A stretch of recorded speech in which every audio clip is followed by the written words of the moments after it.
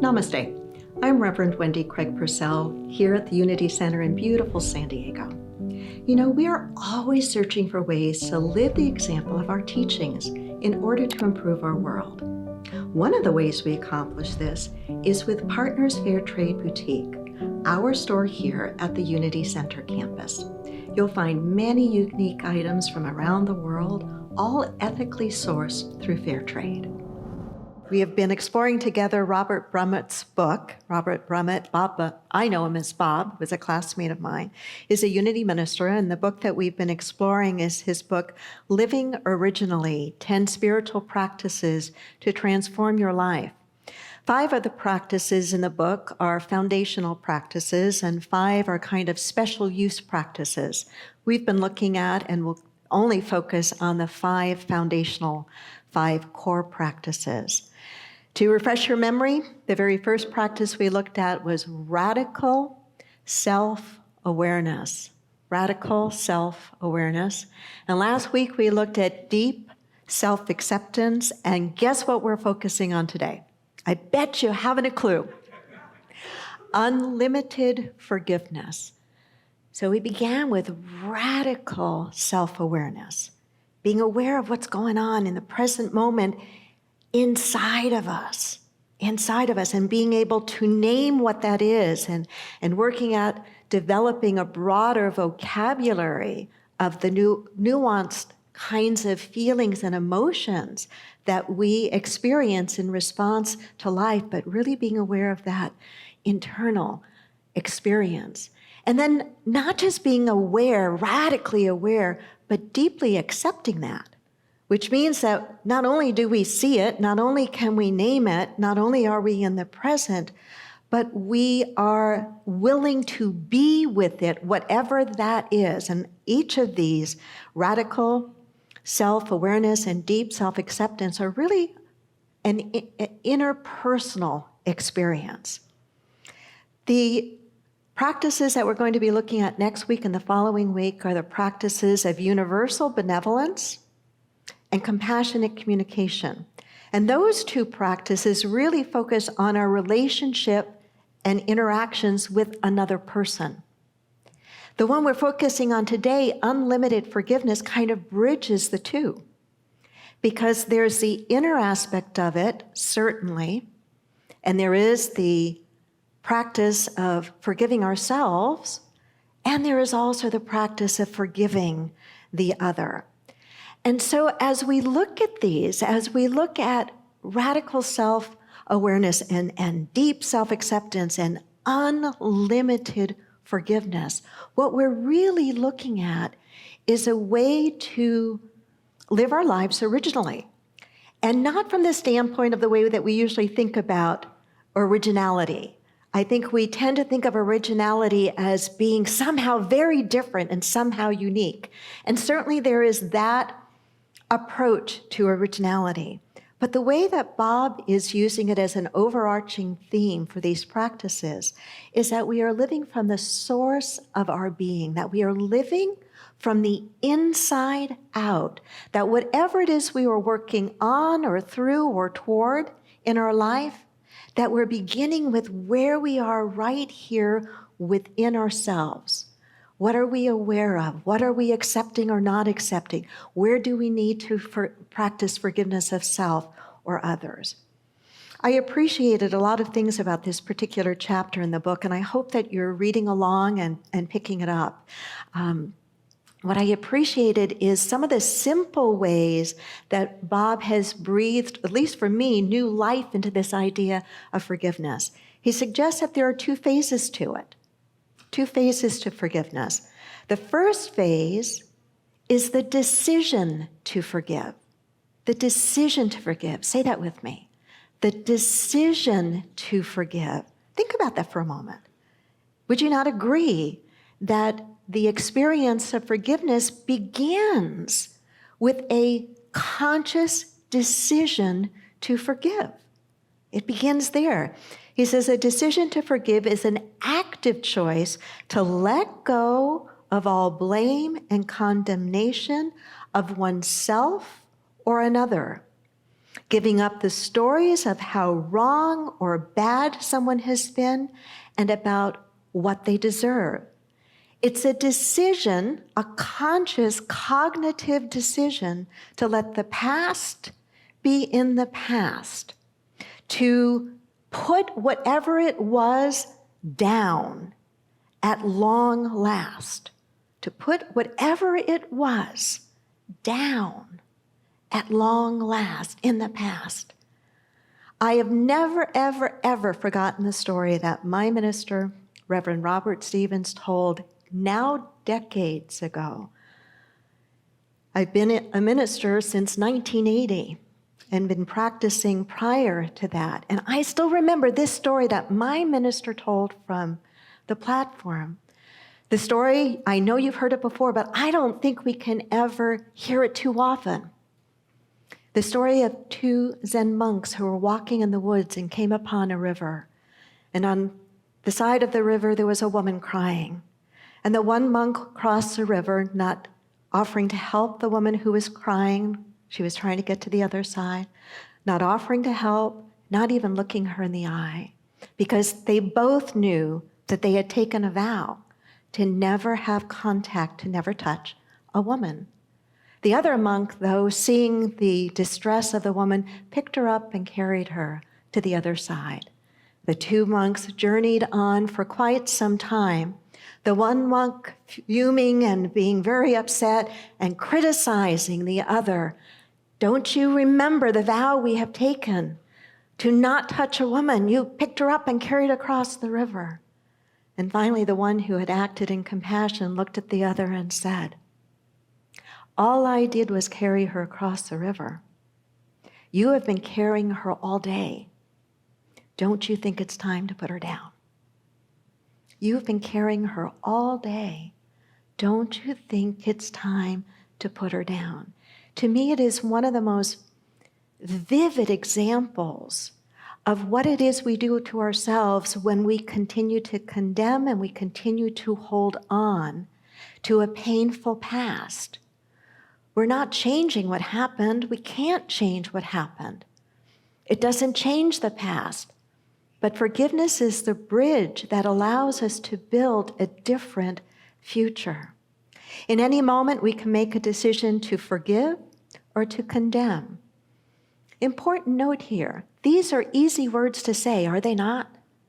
They are not so easy to do. Oh, some things are easier than others to forgive, would you not agree? Certainly, but some are really big and are really, really tough. But nonetheless, the journey of forgiveness begins with a decision to forgive. And sometimes we make that decision and we have to make it again and again and again and again, because we make the decision to put it down, to let it go, only to find that it seems to jump right back into our hands. Have you had that experience? Right back into our mind. And there we are in the cycle again. And so what do?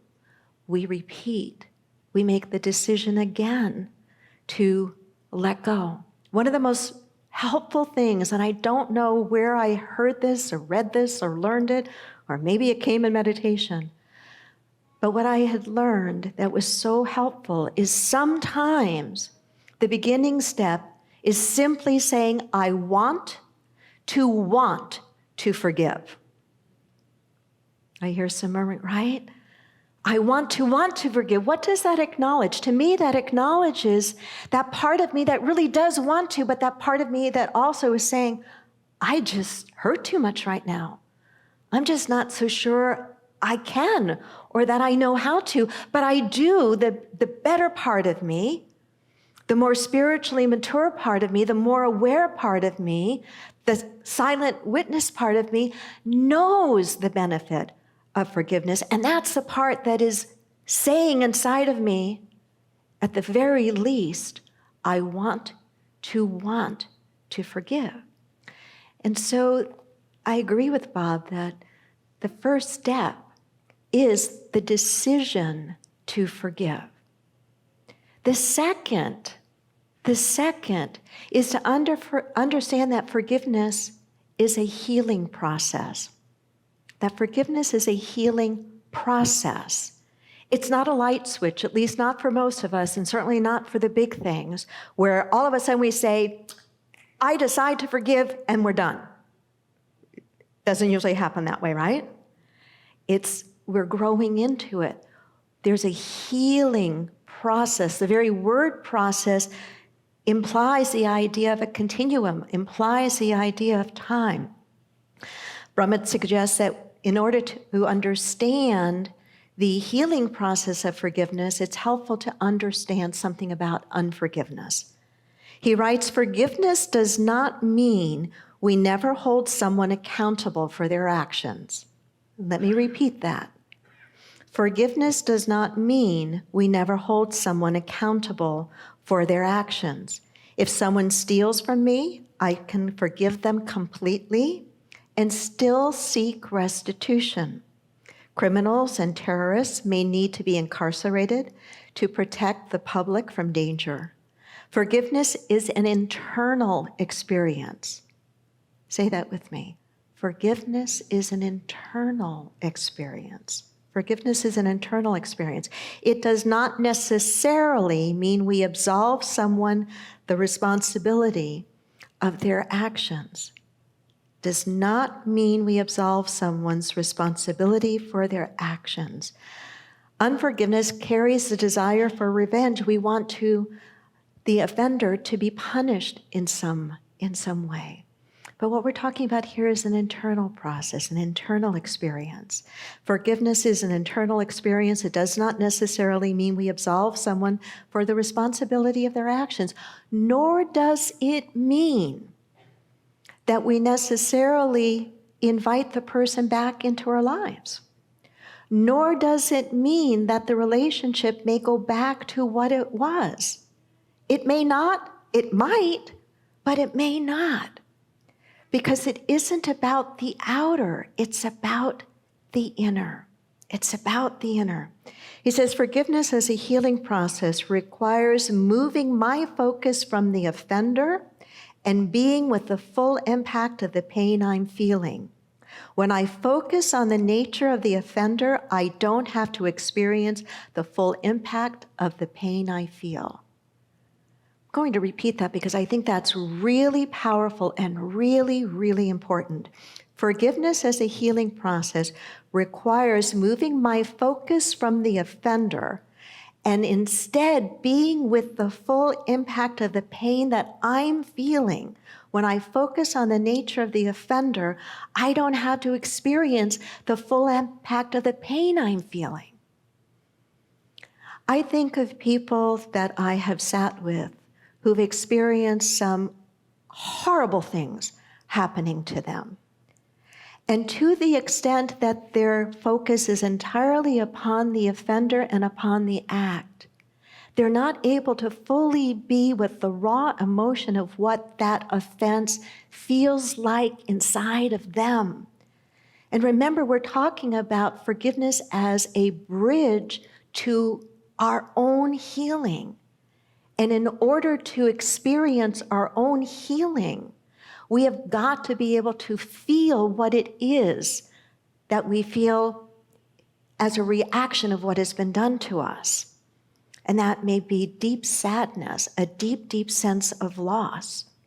When we can begin to be with that, to feel that completely, it is the same kind of experience that happens when we have a wound that's infected and we open that wound and we put a healing salve or balm on it to allow that which is festering to come up and out and be eliminated. And in many ways, it's easier to stay in the place of anger than it is to feel our own sadness, to feel our own grief, to feel our own fear. Are you with me on this? Does it make sense? It's the deeper inner work. And again, it doesn't mean that we may not need that it may very well be the right decision to also take outer action. It's not about condoning what was done. But there is a big difference between staying stuck on what was done and stuck on the offender and not moving into the healing process of how it lives inside of us, the pain or the hurt. Bob writes, to choose forgiveness means I must be willing to face and feel my pain in the present moment. Feeling our pain is never easy, but it is the beginning of the healing process. Feeling it is essential for healing. The forgiveness process is similar to the grieving process. We go through stages. Anger is one of the stages, but anger doesn't need to turn into blame. Forgiveness may involve feeling some underlying hurt or sadness. This is often part of the healing process. Forgiveness means feeling all of your feelings for as long as they are present. Forgiveness means feeling all of your feelings for as long as they are present, and doing this without creating a story of martyrdom, victimhood, or self-righteousness. Just feel it directly without adding anything to it. Forgiveness is a process of returning to wholeness. A couple of phrases he has in there that I think are really powerful for us. Forgiveness is a process of returning to wholeness. That's why we do this work. Forgiveness means feeling all your feelings for as long as they are present. And you know, nobody can tell you how long that is for us. I have seen and been with people deep into the process of healing and forgiving, and really doing their inner work to heal and to forgive, only to have those from the outside looking in at them and saying, you should be further along. By now you should be over that. That is one of the most damaging things we can ever do to someone who is really trying to move through a deep healing process of forgiveness for a significant wrong that was done to them. We cannot ever possibly know what it is that person is completely feeling inside, and when they are through with that, only they can know whether they can finally put it down.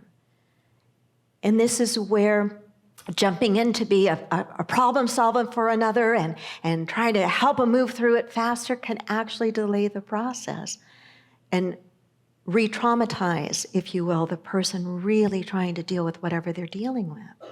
This is why I think Jesus talked about forgiveness as not something that happens like that it's not the Old Testament teaching of forgive 7 times.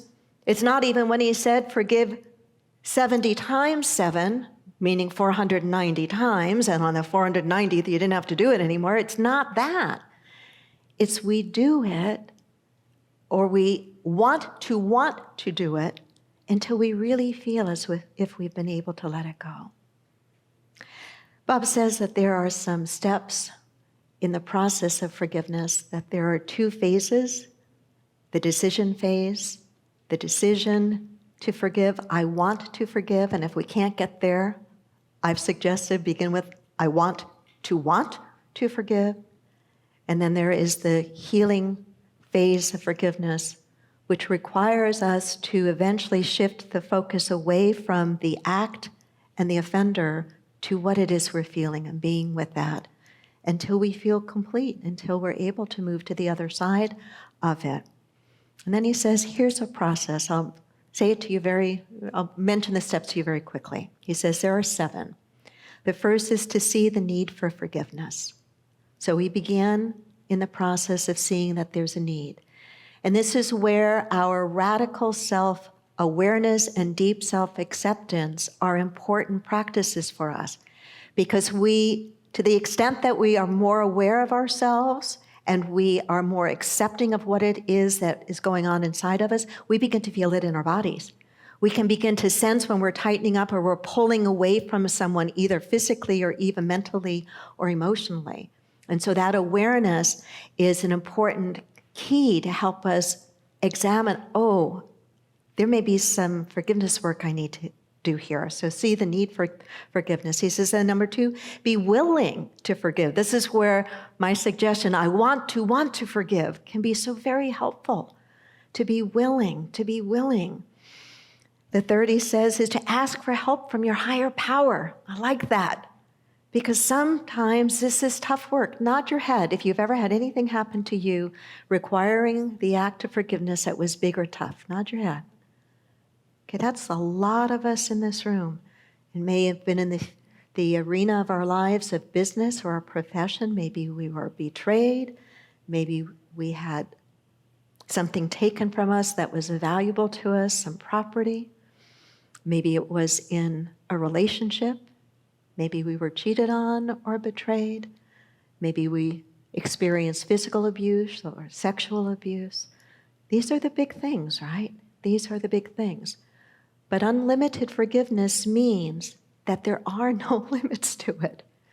It doesn't mean we condone, but it does mean that there is nothing that should be on the other side of forgiveness. And if your ego mind does things that I know mine sometimes does, and looks outward and says, but what about the atrocities going on in the world? You mean I have to forgive that? Well, the short answer is yes, but the practical, helpful answer is, how about beginning right where you are in your own life, with the things that are more immediate, like, how are you with your mother-in-law? I say that tongue-in-cheek because that's often a tough spot for people in relationships. Or how are you with your ex? Or how, do you get the point that I'm making? That our ego mind wants to go out to the extremes, and I think we're meant to practice closer to home. We're meant to practice closer to home. So ask for help from your higher power. The ego doesn't want to forgive, but our higher self does. Our higher self, I think, is the part of us that when we sit in a room like this and hear lyrics of a song like Jimmer was singing to us, or we hear words that I'm saying, that we resonate with them, that we know, even though it might be hard, I kind of know that what I'm hearing is right. That's our higher part, our higher self. The fourth, he says, is to give up condemnation. This means shifting our focus from the offender to bringing it to ourselves, and how this is key. This is key to feel our feelings. That's the fifth, to feel our feelings and face our pain. And the sixth is to know the truth. I remember as I have worked with people really struggling to forgive some of the big, big things in their lives that have happened to them, that I've said to them many times, part of the journey is perspective. Part of the journey is remembering that what you're feeling right now, you need to feel. But you won't always be in this place. You won't always be in this place. And let me at least journey with you and hold a safe place for you to feel what you're feeling, but also to be the one that holds in prayer and consciousness that there is something more and something beyond for you.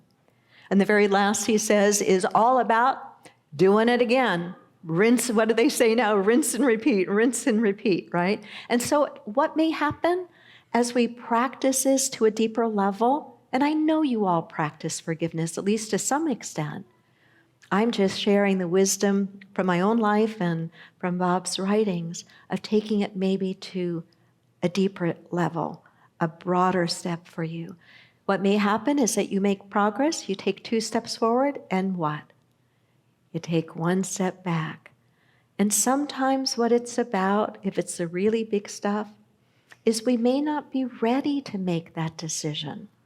And that's okay, as long as we keep in our minds that ultimately the forgiveness work is going to be what frees us and allows us to put down and put in the past that which happened, so that we can move forward. The very last I want to say is one of the reasons I think that we can find it so hard to forgive ourselves, and maybe it's easier for us to forgive others, has, I believe, to do with the culture that we live in. And to some extent, even the teaching that you and I are a part of. So much of our mystical, metaphysical unity teaching is about continuing to grow and evolve spiritually, right? To mature. And so that almost implies with us incredibly high standards. And when we fall short of those standards, especially when we're practicing radical self-awareness and deep self-acceptance, we see where we have fallen short. You still with me? And then that part of us that wants so much to do so much better kicks in, and we are so unkind to ourselves. So I think that as we not only practice forgiving the other, that we also practice being as gentle with ourselves as we can, not letting ourselves off the hook. If there are things that we need to make amends for, we make amends for them. But also realizing that for ourselves as well, that it's a journey. And the more gentle and loving and kind we can be with ourselves, the more easily and completely we'll move through to the other side. Namaste.